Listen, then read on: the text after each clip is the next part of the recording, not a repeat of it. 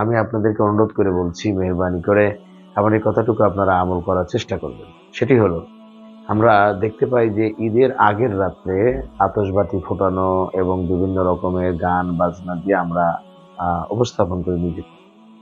অথচ বিশ্বনবী সাল্লাল্লাহু আলাইহি ওয়াসাল্লাম বলেছেন যে, যে ব্যক্তি রমজান পাওয়ার পরও তার গুনাহ থেকে পরিত্রাণ পেল না, সে যেন ধ্বংস হয়ে গেল। তাহলে আমি কি জানি যে আমার গুনাহ থেকে পবিত্র হয়েছে কিনা? আল্লাহ রাব্বুল আলামিন যে তাকওয়ার মানদণ্ড তৈরি করার জন্য আমাকে আপনাকে তাকওয়ার মাস দিয়েছেন। আদৌ আমার আপনার তাকওয়া অর্জন হয়েছে কিনা সেটা আমার আপনার খেয়াল করা প্রয়োজন। সুতরাং আমি মনে করি, ঈদের আগের রাত্রিতে এ ধরনের আতশবাতি এবং বিভিন্ন গান বাজনা, রূপসজ্জা এগুলোই মত্ত না হয়ে মহান আল্লাহ রাব্বুল আলামিনের কাছে এবার যেন আল্লাহ রাব্বুল আলামিনের কাছে আমরা বিনয়ের স্বরে বলতে পারি, হে মাবুদ, তুমি আমাদের জীবনের পাপরাশিগুলো ক্ষমা করো।